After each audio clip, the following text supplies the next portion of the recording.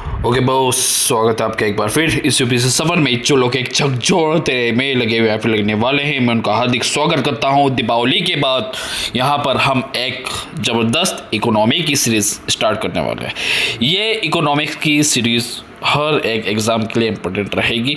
इसको हम deeply depth में लेकर चलेंगे। ओके, ये Hindi plus English both medium के लिए रहेगी। शुरुआत में ये कहूँ तो शुरुआत के 5-10 मिनट इस तरीके से रहेंगे जो हर एक स्टूडेंट्स के लिए रहेंगे इस सीरीज़ में। चाहे वो कह सकते हैं कि इकोनॉमिक्स पढ़ना चाहता हो या ना पढ़ना चाहो, है ना। चाहे वो आईआईटी का स्टूडेंट हो, चाहे वो नीट का हो, या चाहे वो यूपीएससी की तैयारी कर रहा हो। तो शुरुआत के 5 से 10 मिनट इस तरीके से रहेंगे जो इकोनॉमिक्स के लिए तो रहेंगे सही, लेकिन चूंकि ये सीरीज़ मॉर्निंग में आएगी, मॉर्निंग में 4 बजे, ठीक है। अभी जैसे आप देख रहे हैं घड़ी में 4 बज चुके हैं और अभी मैं बोल रहा हूँ तो ये सीरीज़ आ गई है। मैंने अनाउंसमेंट पहले ही कर दिया था, लेकिन किसी को कुछ पता नहीं था कब शुरू होगी कब नहीं। तो एक चीज़ थी कि आप लोगों के माइंड से थोड़े से कीड़े निकाले जाए। कीड़े मीन्स इट मीन्स कि वायरस, है ना। जो वायरस आपके दिमाग में बैठे हुए हैं उनको मैंने सबसे पहले निकाला। यदि आपके दिमाग में वायरस है या नहीं है, तो यदि आपने पिछले मेरे वीडियोस नहीं देखे हैं जो भी मैंने 60 दिन तक चलाए हैं, 70 दिन तक चलाए हैं लगभग नहीं देखे हैं, इट मीन्स आपने एंटीवायरस नहीं डाला है अपने माइंड में। ये मानकर आप चल सकते हैं। मैं यही मानकर चलूँगा। यदि आपने वीडियोस नहीं देखे हैं तो कहीं ना कहीं आप एक गलत राह पर जा सकते हैं। ओके, तो पहले मेरे टारगेट्स ये था कि आपके माइंड को थोड़ा सा क्लियर एंड कट रास्ते पर लाएं कि आपकी तैयारी कहाँ पर जा रही है। यदि आप यूपीएससी की तैयारी कर रहे हो, चाहे आप नेट की कर रहे हो, चाहे आप आईआईटी की कर रहे हो, या कुछ भी आप लेकर चल रहे हो। ओके, यदि आप एक स्टूडेंट हैं तो पिछली 70 वीडियो ना सही, पिछली 10 से 12 वीडियोस भी आप मेरी देख लोगे जो माइंड को लेकर थी कि माइंड किस तरीके से वर्क करता है, कहाँ पर आपने ध्यान देना चाहिए, किन चीज़ों को लेकर आप चूक से जाते हैं। तो आप यदि पिछले कुछ वीडियोस मेरे देखेंगे तो आपको समझ में वो चीज़ आ जाएगी। ओके, तो यहाँ पर आज हम देखेंगे इकोनॉमिक्स की प्योर सीरीज़ ना कहूँ, मैं ये कहूँ ये आज का जो वीडियोस रहेगा इसमें मैं कुछ ऐसी चीज़ें आपको बताने की कोशिश करूँगा कि आपको पता होना चाहिए कि ये सब्जेक्ट है क्या, क्यों बने हैं, क्यों हम इन्हें पढ़ते हैं, सब्जेक्ट आए कैसे। ओके, तो यहाँ पर यही वो शुरुआत है जहाँ से किसी भी विषय की असली समझ हमारी पैदा हो सकती है। हम किसी चीज़ को पढ़ रहे हो तो हमारे माइंड में आता है कि अरे यार ये तो किताब है कि किताब पढ़ना पड़ेगी, ये वो। तो ये जो एक चीज़ होती है ये हमें पढ़ाई से अलग करती है। एक अलगाववाद की भूमिका यहाँ पर हम में पैदा होती है जो नहीं होनी चाहिए, ठीक है। क्योंकि जब तक हमें ये नहीं पता होता कि जो हम सब्जेक्ट पढ़ रहे हैं वो क्यों बना है, कैसे बना है, किस काम का है वो, तब तक हम बस रटने लायक ही चीज़ें करते हैं। ओके, समझने लायक नहीं। लेकिन सब्जेक्ट बने हैं समझने के लिए, जानने के लिए। तो जानो, चीज़ों को जानो, मानो मत, यही कहूँगा। ओके, तो शुरू करते हैं। सब्जेक्ट आखिर होते क्या ये देखते हैं हम आज, ठीक है। जरा सोचो, इंसान जब शुरू हुए थे या फिर ये कहें कि पैदा हुए थे तो उसके पास कोई किताब तो नहीं थी या वो एकदम डायरेक्टली लिखना ही सीख गए। उन्होंने चीज़ें सीखी, देखी, समझी, सोची, जानी, मानी नहीं, और आगे इवोल्यूशन होता रहा, विकास होता रहा। क्योंकि उस समय ना तो कोई स्कूल था, ना कोई सिलेबस था। ओके, बस मानव जी रहा था। वो एक जो ह्यूमन है, एक जो व्यक्ति है, पर्सन्स जो है वो जी रहे थे जैसे जानवर जीते, है ना। वो फल फ्रूट खाते थे, घास खाते थे, ठीक है। कहीं भी सो जाते, कहीं भी रह लेते। ओके, धीरे धीरे उसने देखा कि उसके आसपास की दुनिया में बहुत सी बातें हैं जिन्हें समझना जरूरी है। जैसे आग कैसे जलती है, बारिश क्यों होती है, खाना कैसे उगता है, लोग एक दूसरे से कैसे मिलजुल कर रह सकते हैं। धीरे धीरे ये चीज़ें उसके दिमाग में आई। और सामानों का लेन देन कैसे होता है, ये देखिए, आग कैसे जलती है से लेकर सामानों का लेन देन कैसे होता है, वहाँ तक का सफ़र कुछ ही सालों में नहीं हुआ, कुछ ही सदियों में नहीं हुआ, कुछ ही शताब्दियों में नहीं हुआ। ओके, कई पीढ़ी लग गई, कई लाखों साल लग गए, तब जाकर हमने ये सफ़र तय किया। ओके अब जैसे जैसे ये सवाल बढ़ने लगे, इंसान ने उन सवालों को समझने के लिए क्या किया कि ब्रांचेस ऑफ नॉलेज बनाए, यानी ज्ञान की कई सारी शाखाएं बनाई, क्योंकि ज्ञान अलग अलग तरीके का उनको मिलने लगा। सबसे पहला ज्ञान जो उनको मिला था अपनी दिनचर्या का, क्या करना चाहिए, सुबह क्या करो, रात को क्या करो, खाना खाओ पियो सो जाओ, खाओ पियो सो जाओ, बस ये। तो ये पूरी दिनचर्या का नॉलेज था, तो एक विषय बना, मान लेते हैं दिनचर्या, ठीक है। लेकिन जब आगे बढ़े तो नॉलेज बढ़ता चला गया और अलग अलग नॉलेज, तो अब उस सब्जेक्ट का नाम दिनचर्या तो नहीं रख सकते, क्योंकि अलग अलग चीज़ें हमको मिलती गई, है ना। यही शाखाएं जो होती है, यही जो ब्रांचेस है, इन्हीं का नाम हमने आगे चलकर रखा सब्जेक्ट। तो आज यदि हम सब्जेक्ट देखते हैं तो कौन कौन से सब्जेक्ट हमें देखते हैं, उनकी क्यूरियोसिटी क्या थी, उनके पर्पस क्या थे। तो यदि दुनिया कैसे बनी है ये क्यूरियोसिटी थी, इनको लेकर जो चीज़ें हमें दिखती है वो साइंस में दिखती है। यहाँ से साइंस पर बना, जिसका पर्पस ओनली ये है कि प्रकृति जो नेचर है उसको और उसके नियम को समझे, चीज़ें कैसे काम करती है। तो साइंस की एक शाखा जन्मी फिजिक्स, भौतिकी, जहाँ से हमें ये समझने को मिलता है ऊर्जा क्या है, फोर्स, वर्क, ठीक है, वेलोसिटी जो है ऊर्जा, गति, ये क्या है सॉरी, पदार्थ कैसे बनता है, मैटर कैसे बना, ठीक है, केमिस्ट्री, रसायन से ये हमें जानने को मिलता है। इसके लिए रसायन आपको पढ़ना पड़ेगा, जो भी नॉलेज है वो वहीं पर है। तो मैटर का स्ट्रक्चर, मैटर का चेंजेस, ये हमें वहाँ पर समझने में मदद मिलती है।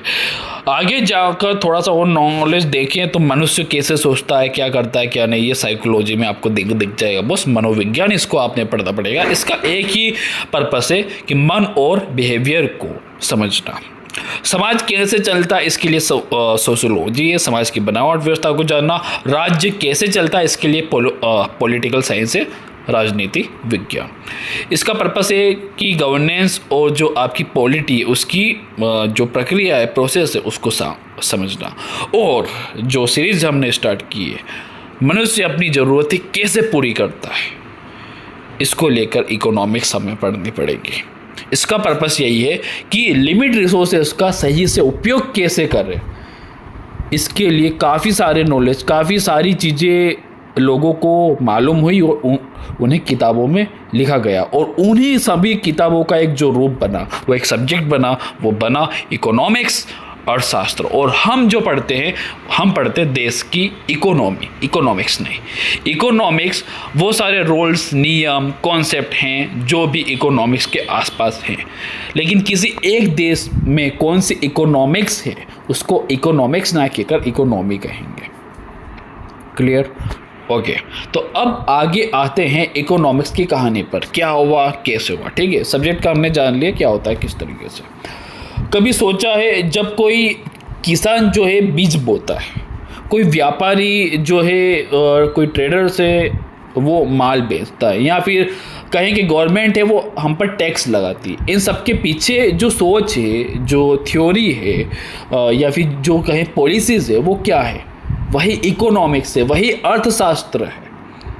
ओके, किसान का बीज बोना हुआ, व्यापारी का माल बेचना हुआ, सरकार का टैक्स लगाना हुआ, इसके पीछे जो सोच है वो इकोनॉमिक्स से, जो पॉलिसी अपनाई गई है वो इकोनॉमिक्स से, जो थ्योरी है इसके पीछे की वो इकोनॉमिक्स ही है। लेकिन क्या ये सब एकदम से आ गया? नहीं, ठीक है, क्योंकि इसकी कहानी बहुत पुरानी। जैसे मैंने कहा, सभी सब्जेक्ट, ठीक है, एक साथ नहीं बने, या फिर यही कहें कि एकदम से ही बन के कई सारे पीढ़ी दर पीढ़ी जो नॉलेज हमें प्राप्त हुआ, उसको एक अलग ही ब्रांच में हमने स्टोर कर दिया। उस एक जो ब्रांच को हमने नाम दिया, उस एक ब्रांच को हमने सब्जेक्ट बना लिया। वो ज्ञान जिस टाइप का था उसके अकॉर्डिंग हमने उस सब्जेक्ट का नाम दे दिया, है ना, जिसे हम पढ़ रहे इकोनॉमिक्स। ओके, तो बहुत पुरानी है, जैसे जैसे इंसानों को ज़रूरतें लगी ये चीज़ बनती चली, ठीक है। थोड़ा सा सोच समझ, थोड़ा सा मैनेज कीजिएगा, लोग अब क्या कर रहे हैं। ओके, दिवाली चली गई लेकिन इनके बम फुट्टा बंद नहीं हुए। तो आगे बढ़ते हैं, शुरुआत करते हैं एक बमबारी के साथ में। इकोनॉमिक्स नाम ठीक है, ये जो नाम है ये भी उस समय नहीं था जब नॉलेज शुरू हुआ था। तो बहुत पहले जब इंसान शिकार करता था, जंगलों में रहता था, यदि आप मानो तो तभी इकोनॉमिक सिस्टम था। लेकिन लोगों को पता नहीं था कि आगे चलकर इसे ही इकोनॉमिक्स कहेंगे। ओके, तो वो भी एक इकोनॉमिक सिस्टम था। क्या कि आप जंगल में गए, जो मिला वो खा लिया, वो पा लिया, तो बस ये लेना देना यही इकोनॉमिक्स था। लेकिन उस समय व्यापार नहीं होता था। उस समय आप पेड़ों को से फल काटते थे, ठीक है, फल फूल कंदमूल जो भी मिलता था वो सब ले लेते थे और खा लेते थे अपने जीवन यापन के लिए। आज भी वही होता है, अपने जीवन यापन के लिए ही आप चीज़ों की खरीदारी करते हैं। बस शर्त ये कि आज आप धन देते हैं, पैसे देते हैं, मुद्रा देते हैं, करेंसी देते हैं, ठीक है। तो तब भी इकोनॉमिक सिस्टम था, लेकिन धीरे धीरे जरूरत अनुसार चीज़ें चेंजेस हुई। तो पहले होता था जो पा लिया खा लिया, जो मिला बांट लिया, इस सिद्धांत पर था। लेकिन जैसे जैसे बस्तियां बनी, खेती शुरू हुई, लेन देन बढ़ा, तो सवाल थोड़े से खड़े हुए। ये जब हम लास्ट स्टेज पर आ गए तब ऐसा हुआ, तो कौन कितना काम करेगा, है ना। जब चीज़ें ज़्यादा हो गई तो फिर एक सिस्टम की ज़रूरत थी। मान लो कि ठीक है, रोज़ जंगल जा रहे हो, फल फ्रूट खा रहे हो, और किसी ने बोल दिया अरे मैं तो कोई नहीं जाऊँ, तुम ही काट कर ले आओ, हम खा लेंगे। अब वो आराम से सो रहा है, कोई एक आदि मानव, और बाकी जा रहे हैं काटने पीटने, ठीक है, मेहनत करने। तो ये तो ठीक चीज़ नहीं है ना। तो इसके लिए एक मैनेजमेंट की ज़रूरत थी। ओके, कि सभी क्या है, सब काम करेंगे, तो ये काम करेगा, तो ये काम करेगा, तो ये एक सिस्टम बना जिससे काम पूरा हो, सभी को बराबर बराबर चीज़ें मिले। यहाँ से इकोनॉमिक्स शुरू होती है। तो कौन कितना काम करेगा, चीज़ों का लेना देना कैसे होगा, अगर सब कुछ हर किसी को नहीं मिलता तो बांटने का नियम कैसे होगा। मान लो कि 2 सेबी है और खाने वाले 4 व्यक्ति है, तो एक एक सेबी जाएगा। अब इसे बराबर बांटना है तो नियम क्या होगा, आधा आधा। क्लियर बात है। या फिर आज 2 तू खा ले, कल 2 हम खा लेंगे, ये भी हो सकता है। ओके, तो नियम बने, यानी ये मैनेजमेंट। ओके, इन्हीं सवालों ने क्या किया, अर्थव्यवस्था की यानी इकोनॉमी की नींव रखी। भले ही तब इसका नाम इकोनॉमिक्स नहीं था, ठीक है। तो हम चलते हैं थोड़ा सा एंशिएंट में, जब विचार शुरू हुए थे। देखो, ग्रीस के जो दार्शनिक है अरिस्टोटल, है ना, बहुत प्रसिद्ध दार्शनिक है। मैंने भी काफ़ी मतलब बोल सकते हैं कि मैंने इनसे काफ़ी सारी चीज़ें सीखी है। आपको भी जब समय मिले अरस्तु को आपने पढ़ना चाहिए, है ना। ओके, तो अरस्तु ने पहली बार ओइकोनोमिया ये वर्ड यूज़ किया था। इसी को बाद में क्या बोला गया, इकोनॉमिक, है ना, और इकोनॉमी। क्लियर। तो ग्रीक से ये शब्द निकला था। ग्रीक भाषा में इसका थोड़ा सा अर्थ हम देखें तो ओइकोस मतलब होता है घर, और नोमोस मतलब होता है प्रबंधन, मतलब घर का थोड़ा सा प्रबंधन करना। धीरे धीरे ये इकोनॉमी बन गया और फिर इकोनॉमिक्स। भारत में भी बहुत पुराने समय से, हमारे भारत में जो हिंदी, ठीक है, हिंदी चलती थी, तो हिंदी में अर्थशास्त्र का प्रयोग होता था। अर्थशास्त्र कहाँ पर मिलता है, जो कौटिल्य थे, जो हमारे चाणक्य थे, जो विष्णुगुप्त थे, कौन थे बताने की जरूरत है, चंद्रगुप्त के गुरु, है ना, या फिर ये कहें प्रधानमंत्री। तो वो कौटिल्य थे। उन्होंने अपनी पुस्तक अर्थशास्त्र लिखा, उसमें अर्थशास्त्र इन्होंने मतलब उसके बारे में काफ़ी सारी चीज़ें बताई थी। हालांकि उसमें प्योर अर्थशास्त्र के बारे में नहीं था, और भी बहुत सारी चीज़ें थी, लेकिन अर्थशास्त्र का मतलब इन्होंने बताया था। उन्होंने राज्य, व्यापार, टैक्स, है ना, पॉलिसीज़, धन, इनके बारे में विस्तार से बताया। यानी भारत में भी जो पैसे, जो अर्थ है, अर्थ मतलब पैसा, रुपए, है ना, इनकी थ्योरी की बहुत गहरी जड़ें भारत में उस समय थी। इस किताब से हमें ये पता चलता है। आप कौटिल्य का देखोगे तो कुछ भी सन 300 ईसा पूर्व के आसपास दिखेगा, यानी 300 BC के पास।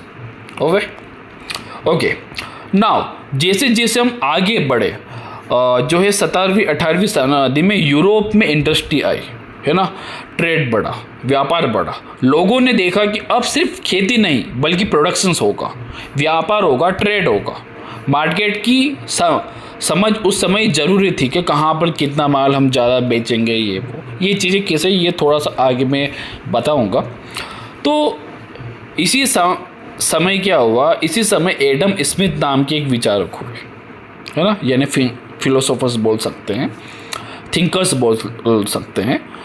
1776 में एक इन्होंने किताब लिखी थी, an inquiry into the nature and causes of the wealth of nation, यानी राष्ट्रों की जो संपत्ति है, राष्ट्रों की यानी देश की जो संपत्ति है, देश का जो भी धन है उसकी प्रकृति क्या है, और उस जो देश की संपत्ति उसका कारण क्या है। वो प्रकृति जो है, जैसे मूर्ति है तो मूर्ति का कारण क्या है ना, उसकी प्रकृति क्या है, इसकी खोज, ऐसा उस किताब का नाम था। क्लियर? तो इसे ही माना जाता है मॉडर्न इकोनॉमिक्स। ठीक है, मॉडर्न इकोनॉमिक्स का यदि जनक कहें तो वो कौन था? Adam Smith, father of modern economics. कौन था? Adam Smith. इन्होंने क्या कहा था, क्या नहीं, ये हम आगे चीज़ें करेंगे। यहाँ पर अभी देखने की बात ये है कि शुरुआत कहाँ से हुई थी। शुरुआत यहाँ से हुई थी, अरस्तू और भारत में कौटिल्य से, और जो मॉडर्न में कहाँ पर गई? एडम स्मिथ तक गई। ठीक है, देन इकोनॉमिक्स क्यों ज़रूरी है, यहाँ पर मैं ये बता दूँ, जो भी मैं चीज़ें यहाँ पर बता रहा हूँ ये बस आपकी समझ के लिए, एग्जाम में एक भी क्वेश्चन यहाँ से आने वाला नहीं है, लेकिन इकोनॉमिक्स सीरीज शुरू करने के पहले आपको इतना नॉलेज होना चाहिए, तभी आप इंटरेस्ट ले पाओगे इस सब्जेक्ट में, नहीं तो काफ़ी बोरिंग बन जाएगा। ठीक है, एकदम डेप्थ में लेकर चलेंगे, जीरो से एकदम डेप्थ में जाएंगे, उच्च लेवल तक, अति उच्च। ओके, तो इकोनॉमिक्स क्यों ज़रूरी है? आज की दुनिया में हर व्यक्ति, हर गवर्नमेंट देख लो, हर एक कंपनी आप देखोगे, कोई भी कंट्री आप देखोगे, तो वो इकोनॉमिक्स डिसीजन लेती है ना, कि क्या देश में बनाना है, क्या प्रोड्यूस करना है, हाउ मच टू प्रोड्यूस, कितना बनाना है, और देश में किसके लिए बनाना है। देश में कोई चीज़ बन रही है तो कितना बनाना है और किसके लिए बनाना है, उसका कारण क्या है, फॉर होम टू प्रोड्यूस। इन 3 सवालों के, what to produce, how much to produce, for whom to produce, क्या बनाना है, कितना बनाना है, किसके लिए बनाना है। और यही 3 सवाल इकोनॉमिक्स की क्या है? कोर क्वेश्चन है, यानी आत्मा है। क्लियर? और आज का रूप यदि हम देखें, अब अर्थशास्त्र केवल पैसे या व्यापार तक सीमित नहीं रहा है। ठीक है, ये समझाता है इकोनॉमिक्स का मतलब केवल इतना ही नहीं है। ठीक है, इससे भी यदि हम थोड़ा देखें तो आगे आ चुका है कि गरीब और अमीर के बीच अंतर क्यों है, इसका भी उत्तर इकोनॉमिक्स देता है। सरकार को कहाँ पर टैक्स लगाना चाहिए, कहाँ पर नहीं, कहाँ पर ज़्यादा करना चाहिए, कहाँ पर कम, इसका भी उत्तर आपको इकोनॉमिक्स देगा। ठीक है, महंगाई क्यों बढ़ रही है, क्यों बढ़ती है, इसका भी उत्तर, इन्फ्लेशन क्यों बढ़ता है, इसका उत्तर भी कौन देगा? इकोनॉमिक्स। अनएम्प्लॉयमेंट, बेरोजगारी कैसे घटाई जा सकती है, क्यों बढ़ रही है, इन सब का भी उत्तर देगा आपको इकोनॉमिक्स। डेवलपमेंट का असली मतलब है क्या, विकास होता क्या है, इसका भी जो उत्तर आपको देगा वो देगा इकोनॉमिक्स। क्यों हमारा देश जो है लार्जेस्ट इकोनॉमी है वर्ल्ड में, है ना, यानी सबसे बड़ी इकोनॉमिक्स में से एक हमारा भारत देश भी है, फिर भी यहाँ पर गरीबी है, क्यों, है ना, फिर भी हम विकसित नहीं है, फिर भी हम ये कह सकते हैं कि हमारे भारत में विकास नहीं हुआ है अभी, क्यों? कुछ ना कुछ कारण है, उसके लिए आपको इकोनॉमिक्स पढ़नी पड़ेगी, तब जाकर ही आपको पता चलेगा क्यों। आखिर क्यों मैं बोलता हूँ इतना आगे आने के बाद भी कि भारत में विकास नहीं हुआ है, अभी भी भारत देश पीछे, तो क्यों? तो वो जब आप इकोनॉमिक्स जब तक नहीं पढ़ोगे तब तक आप समझ नहीं पाओगे। नहीं तो वही चाय के ठाट पर बैठे बोलते चलो कि हाँ सरकार काम कर रही है, अच्छी कर रही है, ये वो, ऐसा नहीं होता है बॉस। आपको थोड़ा सा पढ़ना पड़ेगा, आपको थोड़ा सा जानना पड़ेगा, आप मानोगे तो काम नहीं चलेगा। आगे चलते हैं। सब्जेक्ट का मतलब सिर्फ किताब नहीं है, यहाँ पर एक बात आप जान लो। ओके, कोई भी सब्जेक्ट मतलब किताब नहीं, सब्जेक्ट मतलब एक नॉलेज आपको लेना है, एक नॉलेज गेन आपने करना है, आपको समझना है जो हमें विरासत मिली है हमारी ह्यूमैनिटी की तरफ से, मानव की तरफ से, हमें जो पिछले जो हमारे पूर्वज थे उनकी तरफ से जो हमें ज्ञान मिला है वो। ओके, वो ज्ञान नहीं कि ये वो घूंघट प्रथा ले लो, वो वाला नहीं है ना, वो रूढ़िवादी ज्ञान नहीं। यहाँ पर जो एकदम डंके की चोट वाला जो नॉलेज है वो जो हमारे पूर्वजों ने दिया है, जिसको हम बोल सकते हैं कि हाँ ये नॉलेज है। तो हर सब्जेक्ट असल में हमारे जीवन के सवालों का जवाब देता है, हमारे जीवन में वो मदद करता है। हर सब्जेक्ट, कोई भी सब्जेक्ट आप ले लो, उस सब्जेक्ट के बिना आपका जीवन अधूरा है। आपने उस सब्जेक्ट के बारे में कभी कुछ पढ़ा ही नहीं है, कोई भी सब्जेक्ट उठा लो, लेकिन उस सब्जेक्ट का नॉलेज कहीं ना कहीं आपको टच कर रहा है, कहीं ना कहीं टच कर रहा है। तो मान के चलो कि यदि आप सारे सब्जेक्ट पढ़ लेते हैं, है ना, तो कहीं ना कहीं आपकी सोच एक मैच्योरिटी के सुप्रीम लेवल पर चली जाती है, ये मान सकते हैं। तो इसलिए हर एक सब्जेक्ट के लिए एक किताब नहीं है, सब्जेक्ट का मतलब बहुत गहरा है। तो यहाँ पर मैंने वही समझाने का, पिछले 20 मिनट में समझाने की यही कोशिश की है कि आखिर हम सब्जेक्ट पढ़ते क्या है। नीट वाले कोई भी सब्जेक्ट पढ़ रहे होंगे, यूपीएससी वाले कोई और सब्जेक्ट पढ़ रहे होंगे, ठीक है, जेईई मेंस एडवांस वाले कोई और सब्जेक्ट आप पढ़ रहे होंगे। लेकिन ये वीडियो यहाँ तक देखते देखते आपको पता चल गया होगा, हर एक सब्जेक्ट का अपना एक मोटिव है। आप फिजिक्स पढ़ रहे हो, फिजिक्स में कई सारी चीज़ें हमें ऐसी जानने को मिलती है कि वाह मज़ा आ गया। केमिस्ट्री जब आप पढ़ते हो, वाह मज़ा आ गया भाई। बायो पढ़ते हो, वाह ऐसी भी कोई चीज़ होती है, आज पता चला, अच्छा ऐसा होता है। तो सब्जेक्ट ये है जो हमें नॉलेज दे रहा है। ओके, तो जितने सब्जेक्ट पढ़ो कम है, लेकिन जहाँ से जो भी मिल रहा है उसे लो, है ना। और मानो मत, ठीक है, जानने पर विश्वास रखो। तो हर एक सब्जेक्ट आपको इंटरेस्टिंग लगेगा, जिस तरीके से मैंने आज बताया। तो यहाँ से इकोनॉमिक्स शुरू होगी। आप चाहो तो यहाँ से वीडियो को स्किप कर सकते हो, अपनी तैयारी में जा सकते हो। बाकी जिसको इकोनॉमिक्स कच्चा है तो वो आगे इस वीडियो को देखें, और कल एक और वीडियो आएगी, वो भी इकोनॉमिक्स पे रहेगी, तो डेली वीडियो देखें। ये जो वीडियो सीरीज रहेगी ये 2027 वालों के लिए रहेगी, है ना, 2026 वालों के लिए नहीं रहेगी। क्योंकि 2026 वालों के लिए देखो, मैं क्लियर एंड कट ऑनेस्टी के साथ में बोलता हूँ, मुझे आपके टाइम लेने का शौक़ नहीं है ना। 2027 वाले देखेंगे उनके लिए बेनिफिशियल है, 28 वाले 29 वाले 30 वाले भी देखेंगे उनके लिए बेनिफिशियल ये सीरीज रहेगी। फिर चाहे वो किसी भी एग्ज़ाम की तैयारी कर रहे हो, इकोनॉमिक्स उनके सब्जेक्ट में है, तो उन्हें ये वीडियो देखनी चाहिए। ओके, तो अब हम जो है शुरू करेंगे इकोनॉमिक्स। हर सब्जेक्ट असल में हमारे जीवन के सवालों का जवाब है। इकोनॉमिक्स हमें यह सिखाता है कि हम लिमिटेड रिसोर्सेज के बीच अनलिमिटेड वांट्स को कैसे बैलेंस करें। आपने देखा होगा कि एक घर में जो माता जी है वो 15 से 20 हज़ार में अपने पूरे घर का खर्च निकाल कर घर को चला रही होती है, और एक घर की माता जी है जिसमें 5 मेंबर है, लेकिन उनके जो घर में सैलरी होती है वो मिलती है 50,000, लेकिन वो भी उनको कम पड़ते। क्यों? क्योंकि 50,000 जिनको मिल रहे हैं और उनको कम पड़ रहे हैं, मतलब वो माता जी को इकोनॉमिक्स का नॉलेज नहीं है।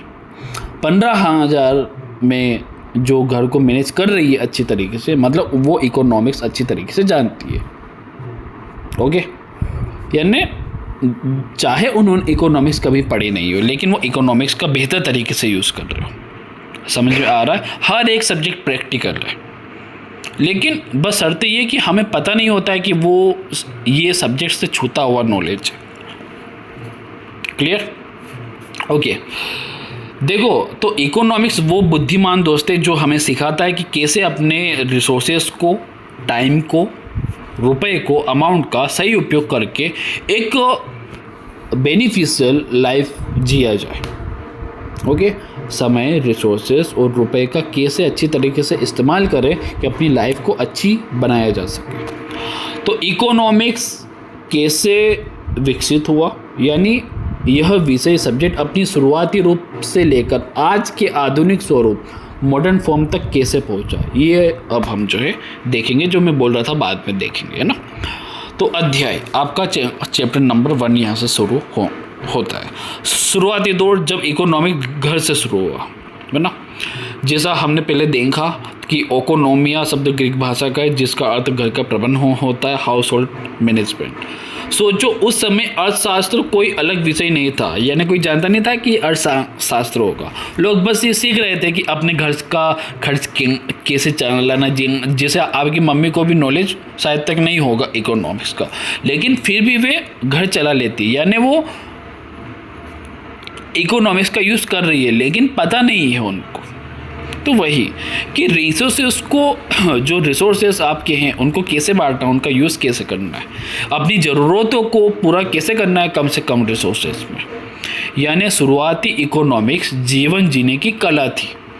ठीक है, एक कला ही हुई कि कम संसाधनों में अच्छे से अच्छा जीवन कैसे जिया जाए। यदि प्राचीन एंशिएंट थिंकर्स हम देखें तो 2 यहाँ पर हमें दिखाई देते हैं, भारत के कौटिल्य और एक पश्चिमी विचारक जो अरस्तु थे ग्रीस के। ओके, जो अरस्तु थे उनका कहना था कि धन जो है, जो मनी है, वो जो कमाना है वो स्वाभाविक है, वो नॉर्मल है, लेकिन उसका लालच करना गलत है। धन कमा, वो एक नॉर्मल चीज़ है, कमाना जरूरी है, लेकिन लालच करना गलत है। जैसे एक एग्जांपल मैं यहाँ पर दूँ कि एक गेहूं की बोरी है, अगर वो किसी की गिर जाती है रास्ते में, कोई टेम्पो जा रहा है और गेहूं की एक बोरी गिर गई और गेहूं ढुल गए, टेम्पो चला गया, तो ऊपर से आकाश से पक्षी आ रहे हैं और उनको गेहूं को खा रहे हैं। सभी पक्षी ने खाए गेहूं और चले गए, है ना। लेकिन फिर और दूसरे पक्षी आए, वो खा रहे थे। इतने में एक व्यक्ति आया, किसान, उन्होंने उन सारे पक्षियों को भगा दिया और सारे गेहूं बटोर लिए और अपने घर ले गया। अब यहाँ पर हमें 2 चीज़ें देखने को मिलती। एक, पक्षियों ने उतनी ही चीज़ें ली जितनी उनको ज़रूरत थी, लेकिन किसान उसने इतनी चीज़ ली जितनी उसको ज़रूरत नहीं थी, उसने अपने कल के लिए बचाया, यानी कि लालच करा। पक्षियों ने लालच नहीं करा कि सब ले लेते हैं, है ना।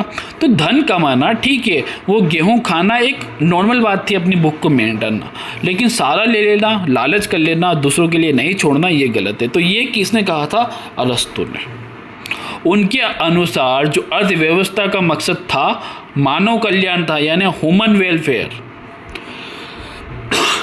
Okay, clear. यदि कौटिल्य की बात करें तो कौटिल्य का जो था, भारत में अर्थशास्त्र शब्द चाणक्य की किताब से ही निकला है, दिमाग में बिठा लेना। अर्थशास्त्र की जो किताबें चाणक्य ने लिखी थी और यहीं से अर्थशास्त्र भारत में आया। उन्होंने राज्य की पॉलिसी के बारे में बताया, टैक्स सिस्टम के बारे में बताया, ट्रेडिंग के बारे में यानी व्यापार ट्रेड के बारे में जो है बताया, बिजनेस के बारे में, और गवर्नेंस के बारे में बताया कि अर्थशास्त्र यानी इकोनॉमिक्स कैसे हेल्पफुल है, जनता के लिए बताया, जनता के कल्याण के लिए बताया। तो वहाँ पर उन्होंने इकोनॉमिक्स को लेकर लिखा है अर्थव्यवस्था के कैसे उपयोग करना चाहिए। यानी भारत में इकोनॉमिक्स सिर्फ पैसे की बात नहीं करती थी, बल्कि जो इकोनॉमिक्स थी भारत में, यदि कौटिल्य कहें तो वो पॉलिसी को लेकर बात करते थे, वो मोरलिटी को लेकर बात करते थे, वो समाज कल्याण के लिए बात करते थे कि इकोनॉमिक्स को एथिक्स के लिए कैसे उपयोग करें, वेलफेयर के लिए कैसे उपयोग करें। ओके, आज का जो इकोनॉमिक्स है वो कुछ अलग हटकर है, लेकिन पहले इकोनॉमिक्स इस तरीके से थी कि जनता का भला कैसे हो, ऐसा सिस्टम वो था इकोनॉमिक सिस्टम। ठीक है, फिर जब हम मिडल में आए, जब ट्रेड बढ़ा, ठीक है, यूरोप में आप देखोगे जब अंग्रेज भारत में नहीं आए थे, उसके पहले यूरोप में अंग्रेज आ चुके थे, मतलब वहीं पर थे, तो वहाँ पर उन्होंने ट्रेड बढ़ाया था, व्यापार बढ़ाया था। राजाओं के लिए ये सवाल खड़ा हुआ कि देश अमीर कैसे बने। अब ध्यान से सुनिएगा, यहाँ से चीज़ शुरू हो रही है, यहाँ से इकोनॉमिक्स में आप जाओगे। ट्रेड बढ़ रहा था, व्यापार बढ़ रहा था, यानी ज़्यादा से ज़्यादा चीज़ें बेचेंगे तो ज़्यादा से ज़्यादा रुपए आएंगे और ज़्यादा से ज़्यादा हम ऐशो आराम की ज़िंदगी जिएंगे। बस यहीं से एक नई सोच उभरी जिसे कहा गया मर्केंटिलिज्म, यानी वाणिज्यवाद। ओके, तो मर्केंटिलिज्म यानी वाणिज्यवाद हम देखें 16वीं-17वीं सदी में आया था। इस विचारधारा के अनुसार हम देखें तो किसी देश की अमीरी और उसके जो सोने चांदी के जो भंडार थे, गोल्ड थे, सिल्वर थे, जो उन्होंने रिजर्व रखे गए, उस पर डिपेंड करती थी कि देश कितना अमीर है कितना गरीब है। जिसके पास जितना गोल्ड, जितना ज़्यादा सिल्वर, वो देश उतना ज़्यादा अमीर। इसलिए देश ज़्यादा से ज़्यादा क्या करता था, एक्सपोर्ट करता था, ताकि वहाँ से ज़्यादा सोने के सिक्के, सिल्वर के सिक्के हमें मिले। और क्या करता था, इम्पोर्ट कम करता था। इंपोर्ट मतलब दूसरे देशों से माल खरीदना, क्योंकि दूसरे देशों से माल खरीदेगा तो उसे अपने सोने के सिक्के, चांदी के सिक्के देने पड़ेंगे। तो जब सोने चांदी जाएंगे तो देश गरीब होगा। तो वो माल कम बेचता था और माल कम खरीदता था, बेचता ज़्यादा था। और हर देश यही सोचने लगा कि खुद को अमीर बनाना है तो ज़्यादा से ज़्यादा बेचना है, खरीदना कुछ नहीं है। तो मोटे मोटे तौर पर यदि मैं कहूँ तो ये जो पॉलिसी थी, बाहर बेचो ज़्यादा और बाहर से खरीदो कम, ताकि सोना अपने देश का अपने पास में रहे। ओके, और ज़्यादा बेचेंगे तो बाहर के देशों का सोना भी अपने यहाँ पर आ जाएगा। लेकिन ये जो सोच आप देखोगे तो काफ़ी लिमिट थी, क्योंकि इससे दूसरे देशों को क्या हो रहा था, दूसरे देशों को विकास रोक रहे थे हम। तो यानी जब आप उनसे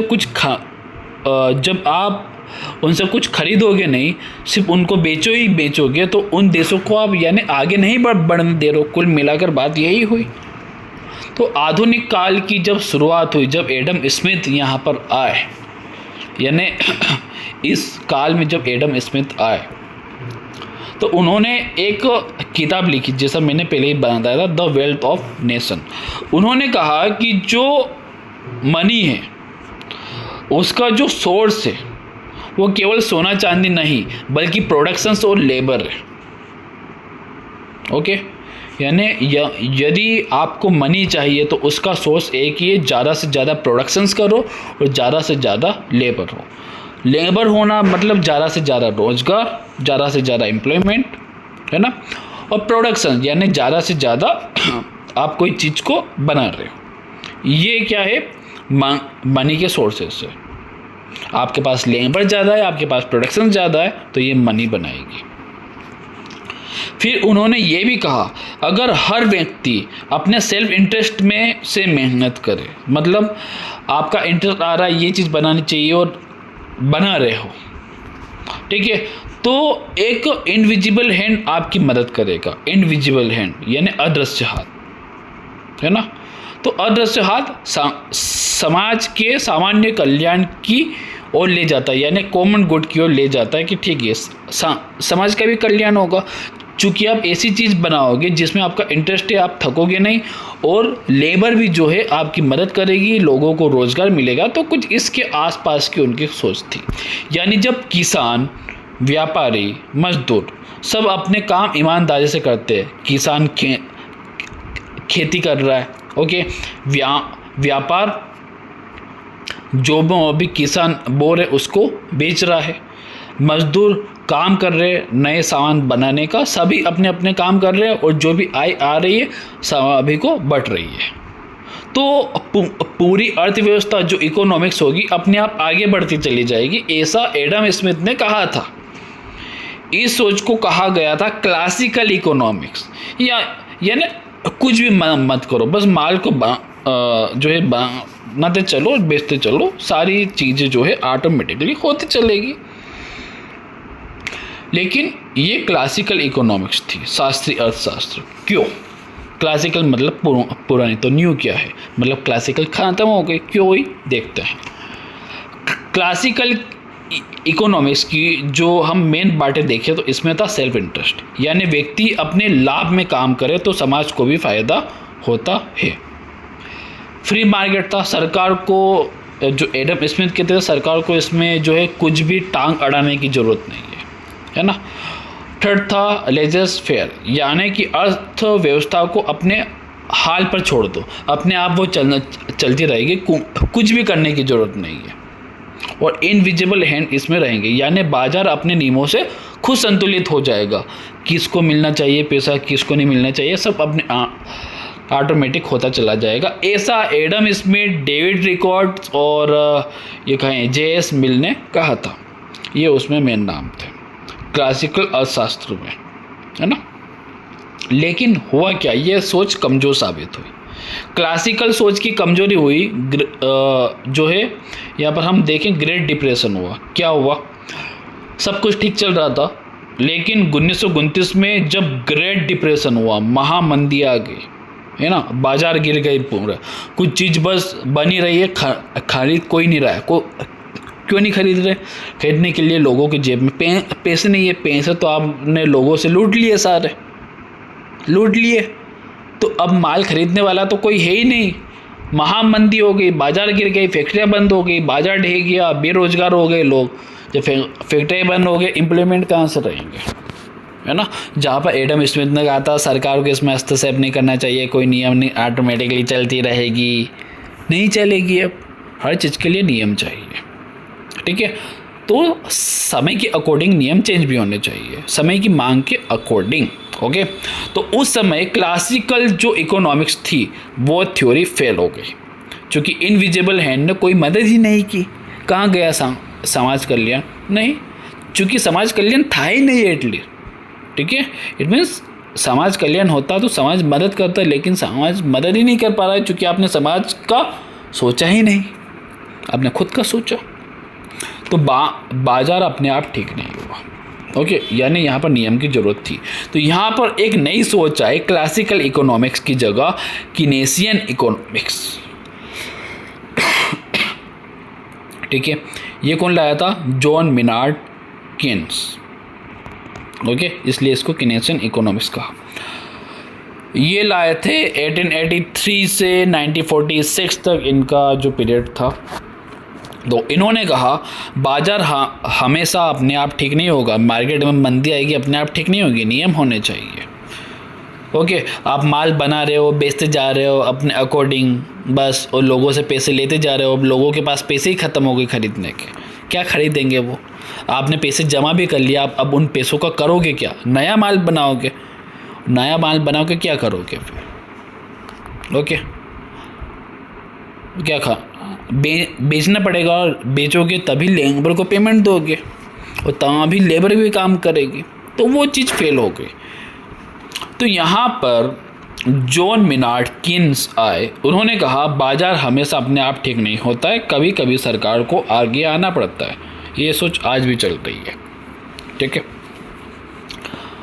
उनका विचार था कि अगर लोग खर्च नहीं कर रहे हैं तो सरकार को पब्लिक स्पेंडिंग, सार्वजनिक खर्च बढ़ाना चाहिए। पब्लिक स्पेंडिंग जैसे कि सड़कें हो गई, पुल हो गई, योजना बनवाना हो, ताकि रोजगार बढ़ेंगे, अर्थव्यवस्था में पैसा थोड़ा सा बटेगा, घूमेगा। लोगों के पास अभी तो पैसा रहेगा जब उनके पास रोजगार रहेगा। लोगों के पास रोजगार तो है नहीं, क्योंकि जनसंख्या भी बढ़ रही है। ओके, तो सरकार को इसमें दखल अंदाजी देना ही पड़ेगा, उस पर कंट्रोलिंग करने की ज़रूरत रहेगी, नहीं तो पूरी अर्थव्यवस्था क्या होगी? डगमगा जाएगी। ये किसने कहा था? जॉन मेनार्ड कीन्स ने। ओके, इस सोच ने मॉडर्न इकोनॉमिक्स की दिशा बदल दी। देन कीनेसियन के बाद आए पोस्ट कीनेसियन, है ना। अब अर्थशास्त्र सिर्फ बाजार तक सीमित नहीं रहा, इसमें नई शाखाएं जुड़ी, ठीक है। कौन कौन सी? Micro economics. मैं फिर से कह रहा हूँ, आज हम जो भी देखें इसमें से कोई भी आपके काम की चीज़ नहीं है, ये हम इसलिए जान रहे हैं ताकि आपका इकोनॉमिक्स में इंटरेस्ट बढ़े, कि हम इकोनॉमिक्स पढ़ क्यों रहे, समझ क्यों रहे, क्यों ये सब्जेक्ट पढ़ना है। ओके, तो कई सारी इकोनॉमिक्स में शाखाएं, जैसे माइक्रो इकोनॉमिक्स। माइक्रो इकोनॉमिक्स में ये होता है कि इकोनॉमिक्स बहुत बड़ा सब्जेक्ट है, लेकिन एक छोटे स्तर पर यदि इकोनॉमिक्स को समझे, माइक्रो मतलब होता है छोटा, है ना, तो वो इकोनॉमिक्स कहलाता है माइक्रो इकोनॉमिक्स, जिसमें हम किसी कंपनी का, ठीक है, या फिर किसी व्यक्ति के इकोनॉमिक्स की बात करते हैं, केवल और केवल, किसी कंट्री के नहीं। जब हम किसी कंट्री की इकोनॉमिक्स की बात करते हैं तो वो आ जाता है मैक्रो इकोनॉमिक्स, जिसमें बहुत सारे व्यक्ति, बहुत सारी कंपनियां मिलकर एक देश की इकोनॉमी बनाती है। ओके, फिर आता है डेवलपमेंट इकोनॉमिक्स, यानी ऐसे देश, ठीक है, जो गरीब हैं, ठीक है, तो उनका विकास कैसे हो, वहाँ वैसे इकोनॉमिक्स को कहते हैं डेवलपमेंट इकोनॉमिक्स। जो मानव होता है वो इकोनॉमिक्स को में कैसे अंदर जाता है, यानी उसका उपयोग कैसे करता है, वो इकोनॉमिक्स के लिए डिसीजन कैसे लेता है, अर्थशास्त्र के लिए मानव डिसीजन कैसे लेता है, दिनचर्या में, अपनी पूरी दिनचर्या में वो इकोनॉमिक्स का यूज़ कैसे करता है, उसको बोलते हैं बिहेवियर इकोनॉमिक्स।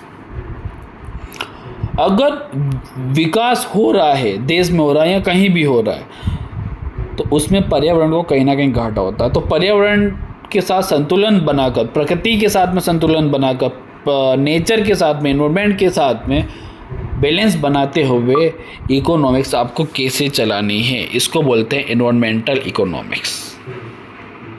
और अभी जो हम देख रहे हैं डिजिटल इकोनॉमिक्स, यानी डिजिटल रूप में, तकनीकी रूप में, अब एआई आ गया, एआई इकोनॉमिक्स। क्लियर? तो आज के दौर में अब हम देखते हैं कि अब इकोनॉमिक्स केवल बड़े जो है उद्योगपतियों या सरकार के लिए नहीं है, ये हर इंसान के जीवन का हिस्सा है। जब तुम से कुछ खर्च करते हो, है ना, या फिर बचत का यदि तुम निर्णय भी लेते हो कि रोज़ 10 रुपये गुल्लक में डालेंगे, तो ये भी क्या इकोनॉमिक्स में कहीं ना कहीं प्रभाव डालेगा। जब सरकार बजट बनाती है तो भी इकोनॉमिक्स पर प्रभाव डालता है। जब किसान बीज खरीदता है तो भी इकोनॉमिक्स पर इम्पेक्ट डालता है। जब हम महंगाई की खबर देखते हैं, ये भी इकोनॉमिक्स से ही जुड़ा हुआ हिस्सा है। तो हर जगह इकोनॉमिक्स क्या कर रही है, काम कर रही है। यदि लास्ट में हम देखें तो इकोनॉमिक्स की यात्रा रही है कि घर के खर्च से लेकर पूरी दुनिया की अर्थव्यवस्था तक, और यही इसकी खूबसूरती है। यही सिखाती कि संसाधन सीमित है लेकिन इच्छाएं जो है बहुत सारी है हमारे। ओके, और यही था। तो बुद्धिमानी इसी में है कि कैसे उन संसाधनों का सबसे अच्छा उपयोग करें। हमें वो माताजी बनना है जो 15,000 में अपने पूरे घर का खर्च निकाल लेती है। हमें वो माताजी नहीं बनना है जो 50,000 देने के बावजूद भी बोलती है कि पैसे कम पड़ गए। ओके, तो ऐसी इकोनॉमिक्स अच्छी होगी। तो इकोनॉमिक्स की बहुत सारी शाखाएँ होती हैं। यहाँ पर मैं मोटा मोटा आपको लेकर कहूँगा। तो एक होती है माइक्रो, एक होती है मैक्रो। माइक्रो को भी हम देख चुके हैं, जिसमें एक परिवार या व्यक्ति, जैसे किसान का खर्च, दुकानदार की कमाई, मजदूर की आमदनी, ये होती है।